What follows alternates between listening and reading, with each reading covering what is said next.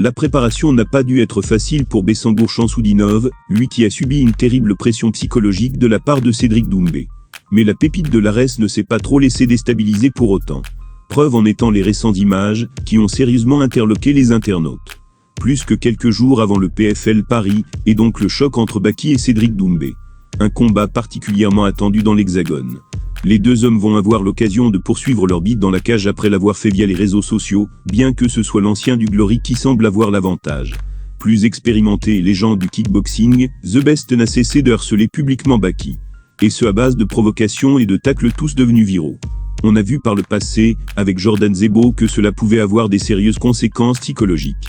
Reste à savoir, si le franco-tchétchène connaîtra le même sort contre Doumbé. Ce qui est certain en revanche, c'est qu'il est au point physiquement. Guéné, indéformable. Cette condition physique olympique est tout sauf anodine. En effet, il y a quelques mois, Baki avait raté sa pesée avant son combat pour le titre des welter à l'Ares. La pépite avait expliqué par la suite qu'elle avait carrément frôlé la mort, en essayant d'atteindre le poids maximum autorisé. Mais ça s'est visiblement bien mieux passé cette fois-ci.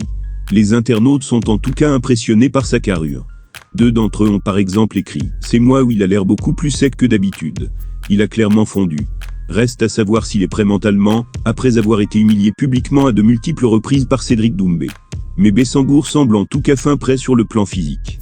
Il lui faudra au moins ça, pour venir à bout de Doumsed au PFL. En plus de mener sa carrière sur les rings de boxe, Francis Ngannou va également remonter dans les octogones de MMA dans un avenir proche. À ce sujet, le Predator pourrait d'ailleurs en surprendre plus d'un, à son retour. Ça c'est selon un célèbre analyste du Bellator, qui s'est servi de son combat contre Cyril Gane, comme cas d'étude. En attendant de savoir s'il battra Anthony Joshua sur le ring de boxe, Francis Ngannou connaît déjà son prochain adversaire au MMA.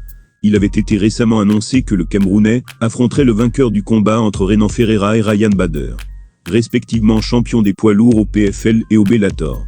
Et le premier n'a même pas eu besoin de 30 secondes pour mettre l'Américain KO. Une issue nette et sans bavure, et c'est donc le Brésilien qui se mesurera à Ngannou dans un avenir proche. Une sacrée affiche, puisqu'on parle là de deux énormes cogneurs. L'ancien champion à l'UFC étant même l'un des combattants les plus terrifiants au monde dans ce domaine. Mais comme il l'a expliqué à MMA, l'analyste Josh Thompson pense qu'il va se servir d'une...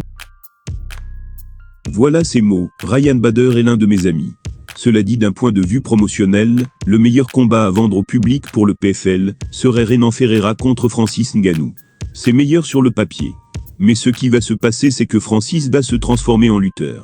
Sur le papier, c'est une bonne idée. Renan Ferreira est un artiste du chaos, Francis Ngannou est un autre artiste du chaos, debout. Mais Francis va faire de la lutte. Vous l'avez vu contre Cyril Gane, et je pense que vous le verrez à nouveau, dans ce combat s'ils s'affrontent. Quand ils s'affronteront, vous verrez Francis utiliser toutes les armes à sa disposition. C'est le but du MMA, donc je ne le critique pas. Je dis simplement qu'il va chercher le takedown. Il contrôlera ce combat à partir du sol, en position haute. Rappelons-le, le Predator avait affronté la superstar française en janvier 2022, à l'UFC 270. Le combat avait été très peu spectaculaire, ce qui lui avait valu son lot de critiques. Néanmoins, Ngannou avait réussi à conserver sa ceinture de champion en passant beaucoup de temps au sol. Il s'agissait alors du point faible de bon gamin. C'était d'autant plus impressionnant de sa part, que le natif de Bassier souffrait sérieusement du genou.